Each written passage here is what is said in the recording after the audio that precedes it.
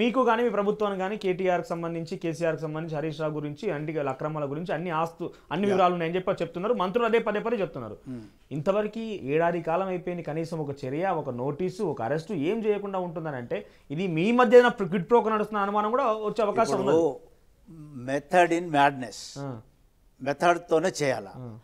వీళ్ళు ఉలిక్కిపడి గుమ్మడికాయలు దొనగానే భుజాలు తడుపుకొని కోర్టుకు పరిగెత్తి స్టేలు తెచ్చుకుంటున్నారు. మాకు అరెస్ట్ చేయకుండా టైం ఇవ్వండి అని. ఎందుకు? వై? దానికి 70 లక్షల రూపాయలు అడ్వకేట్కి ఇచ్చిందని ప్రచారం సవాల్ చేసి రాత్రంతా మెలుగుతూ ఉన్నాడు కేటీఆర్. మెలుగుతూ ఉంటాడు, మరి నిజంగా దొంగతనం చేసిన కాబట్టి మెలుగుతూ ఉంటాడు. దమ్ముంటారని సవాల్ చేసిండు కదా ఆయన. సవాల్ చేయడం కాదు, మరి స్టే ఎందుకు తెచ్చుకున్నావు అంటున్నా. యూ ఫేస్ ద లీగాలిటీ, లీగల్గా ఫేస్ చేయి. నీకు అది భయపడి నువ్వేమో ఆ విధంగా కోర్టులకు వెళ్ళి చెల్లెలు అట్లే చేసింది, ఈయన అట్లే చేస్తున్నాడు. ఇప్పుడు కేసీఆర్ను హరీష్ రావు కూడా తెచ్చుకున్నారు కదా. మీరు నిజంగా నీతిమంతులైతే దీనికి కారణం కేసీఆర్. అదైతే అతను is the main person, king pin. ఆయన చుట్టూ ఉండే 100 మాగదులు ఎవరైతే ఉన్నారో, తర్వాత అధికారులు, చాలామంది అధికారులు. ఆ అధికారులు, ఒక అధికారి అయితే హెలికాప్టర్లలో పోయి సల్యూట్ తీసుకునేది ఆయా ప్రాంతాల్లో. అధికారులండి, అధికారులు, వాళ్ళ పేర్లు అవసరం లేదు చెప్పేది. అధికారులు కూడా దీంట్లో పరోక్షంగా వినండి, భయపడేది అవసరం లేదు, భయపడేది అవసరం లేదండి.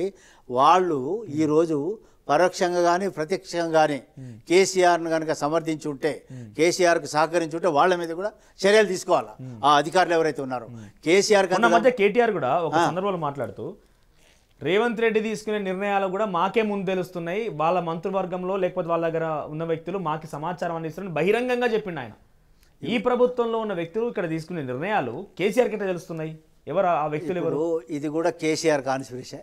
కేసీఆర్ చేయండి ఏది లేదండి, అన్ని క్రియేట్ చేస్తాడు. ఏజెంట్ కాదు, ఆయన క్రియేట్ చేసుకుంటాడు ఇవన్నీ. ఇట్లా జరుగుతుంది అనేది ఇతనికి అలవాటు. అది మేము చూసినాం కదా, విన్నాము, చూసినాము, ఎంబడి ఉన్నాం కాబట్టి చెప్తున్నాం. ఇది అలవాటు. ఇట్లా దుష్ప్రచారం చేయడంలో దిట్ట. ఈరోజు అవి చేస్తాడు అండర్ గ్రౌండ్లో. కానీ బయట వచ్చి నువ్వు ప్రతిపక్ష నాయకుడిగా నువ్వు బయట వచ్చి చెప్పు, ప్రజలలో పో, ఎందుకు ఇవ్వతలేవు, ఎందుకు అవపడతలేవు, నువ్వు తప్పు చేయలేదు, నువ్వు మంచి చేసినావు కదా, కనీసం ప్రజలకు ఎందుకు అవపడు? నువ్వైతే ప్రభుత్వ ఫెసిలిటీస్ అయితే పొందుతున్నావు కదా యాజ్ క్యాబినెట్ మినిస్టర్. నాకు చాలా మంది చెప్పారు కేసీఆర్తో ట్రావెల్ చేసిన వాళ్ళు, కేసీఆర్ చాలా మొండోడు, అట్లా ఊరుకోమంటే ఊరుకునేవాడు కాదు, పిల్లలు చెప్తే ఆగేవాడు కాదు, ఆయన బయటికి వస్తాడు కానీ ఏదో జరుగుతోంది అని అనుమానం వ్యక్తం చేస్తారు. మీకు అనుమానం ఎందుకు బయటకు వస్తాడు అంటారు? ఇది ఇవన్నీ బయట చెప్పడానికి ఏదో ఆయన గమ్మునుంటే ఏదో ఏం చేస్తాడండి? కేసీఆర్తో ఊదుగాలదు, పీరు లేవదండి. ఇప్పుడు లేచి ఉంటే జీరో రాదు. మొన్న పార్లమెంట్లో జీరో వచ్చినాక ఇంకేందండి, ఇంకేం చేస్తాడండి? జీరో వచ్చింది కదా, అదేవిధంగా అసెంబ్లీలో పోయింది, కొట్టుకుపోయింది కదా. జీరో వచ్చినాక అయినా 8 కాన్స్టిట్యూన్సీలో డిపాజిట్ రాలేదు. ఇక అది ఇంకా అంతకన్నా ఇంకేం కావాలంటున్నా నేను. సో నేను ఒకటే ఛాలెంజ్ ఇస్తున్నా, మిస్టర్ కేసీఆర్, నువ్వు నిజంగా నా ముందు ఒక 5 నిమిషాలు కూర్చోయ్యా చాలు. నేను ఆఫ్టర్ ఒక లంబడ లీడర్, నేను ఎమర్జీ అయినా, నేను కూడా ఆల్ ఇండియా లీడర్నే. నన్ను ఒకసారి నువ్వు మన ఇద్దరం ఆర్గ్యూ చేద్దాం. నేను రాజకీయాల నుంచి వెళ్ళిపోతా. ఎస్, డైరెక్ట్ సవాలు. నేను రాజకీయాల్లో ఉండను, 50 ఏళ్ళు నేను పాడు చేసుకుని అనుకుంటా. సవాల్ ఏం లేదు, నన్ను ఎదురుగా నేను చెప్పే ఛార్జీలో దానికి సమాధానం చెప్పు చాలు. ఎవరు? కేసీఆర్. ఎస్, కేసీఆర్ కేసీఆర్ సమయం ఎక్కడంటే అక్కడ. ఆయన ఫామ్ హౌస్ కంటే ఫామ్ హౌస్, ఆయన తెలంగాణ భవన్లో కూడా మా హిస్సా ఉంది, మేమంతా దాంట్లో కాంట్రిబ్యూటర్సే, మా కష్టం ఉంది అందులో. ఆ తెలంగాణ భవన్లో అంటే తెలంగాణ భవన్. నేను ఒకటి అడుగుతున్నా, నిజంగా నువ్వు తప్పు చేయని వాడవైతే, నిజంగా నువ్వు కరప్షన్ చేయని వాడవైతే, నేను ఆ రోజులో నువ్వు ముఖ్యమంత్రి కాకముందు ఏదైతే చెప్పినో అదే జరిగింది కాబట్టి నేను దాని మీద స్టాండ్ అయి ఉన్నా. సేమ్ థింగ్ నేను స్టాండ్ అయి ఉంటా దాని మీద. కాళేశ్వరం కమిషన్ విచారణ ఏడు దాకా వచ్చింది. కాళేశ్వరం మనం చూస్తున్నాం కదా, జ్యుడిషియల్ కమిషన్ వేసినారు, అన్నీ జరుగుతున్నాయి, అన్నీ జరుగుతాయి తప్పకుండా. Timely everything will be sorted out and taken the action.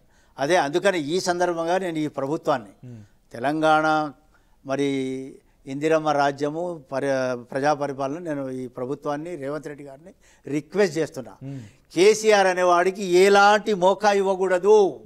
వెంటనే చర్యలు ఇమీడియట్గా. ఒకటే కాదు, ఈ 55 crores is only peanut. 55 lakhs crores 55 lakh crores అంటే భూములు, ఎన్ని భూములు అండి, లక్షల ఎకరాల భూములు ఎక్కడ పోయినాయి? 7 లక్షల కోట్లేమో అప్పు చూపిస్తున్నాడు. ఆ భూములు ఎక్కడ పోయినాయి?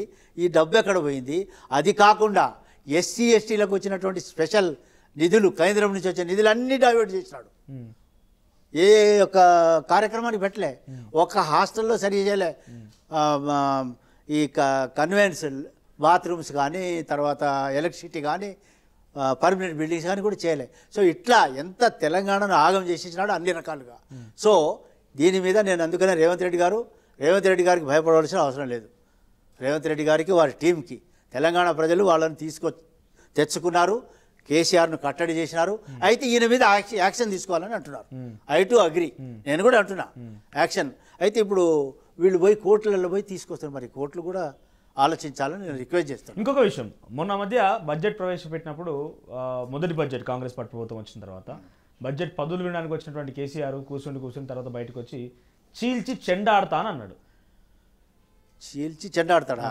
అసలు వచ్చి బయట ముఖం చూపించామంటే చూపించే గతి లేదు. ఇంకేం చీలిస్తాడండి? ఆయన లోపల నుండి ప్లాన్ వేస్తున్నాడేమో, సిద్ధంగా ఉంది కాంగ్రెస్ పార్టీ. ఇదంతా ఆ విధంగా ప్రచారం తీసుకొస్తాడండి.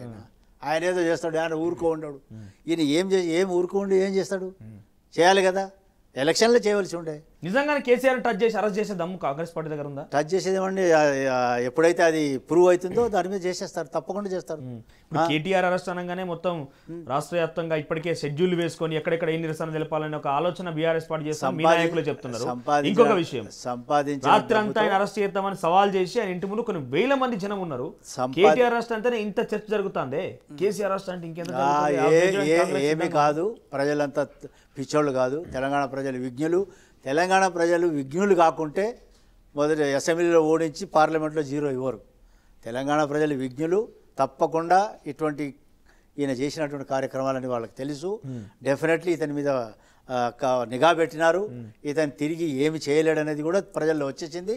ఈ ప్రభుత్వము ఇంకా స్పీడప్ చేసి చర్యలు తీసుకోవాలా. రైట్, ఇంకొక విషయం, ఇందాక మీరు పదే మాట్లాడుతూ నేను సోషల్ మీడియా మాధ్యమాల్లో చూసినా, మీరు చెప్తేనే చూసినా అంటున్నారు. నేను అట్లనే సోషల్ మీడియా మాధ్యమాల్లో, లేకుంటే అది బీఆర్ఎస్ ప్రొవోకేటెడా, బీఆర్ఎస్ పార్టీయే, ఇంకోది పక్కన పెడితే హైడ్రా విషయంలో కానీ, రైతు రుణమాఫీకి సంబంధించిన విషయంలో కానీ, లేకుంటే రైతు బంధు పథకం విషయంలో కానీ, లగచర్ల కానీ, ఫుడ్ పాయిజన్లు కానీ, ఎక్కడ చూసినా మీరు ఆ రోజు తెలంగాణ భవన్ మీద ఏ రకంగా అయితే దుమ్మెత్తిపోసిరో ఆ రకంగానే తెలంగాణ రాష్ట్ర ప్రజానికి కూడా కాంగ్రెస్ పార్టీ దుమ్మెత్తిపోస్తున్నారు. ప్రతికూల వాతావరణం అయితే ఉన్నది, మీరు ఆశించదగ్గ ఫలితాలు అయితే ఏం లేవు. అయితే ఆ ప్రతికూల వాతావరణం కాంగ్రెస్ పార్టీకి ఉన్నటువంటి అపోజిషన్ అంతా కూడా కేసీఆర్కి బెనిఫిట్ అవుతుందా? ఏ మాత్రం కేసీఆర్కి బెనిఫిట్ కాదు. కేసీఆర్ పొగుడుతున్నారు వాళ్ళు, వాళ్ళు ప్రచారం చేయించినంత ఏమీ లేదండి. ప్రభుత్వం ప్రచారం కేసీఆర్ చేస్తున్నారు, ప్రచారం వాళ్ళదే ఇదంతా. వాళ్ళు గోబల్స్ ప్రచారం అని చెప్పిన కదా.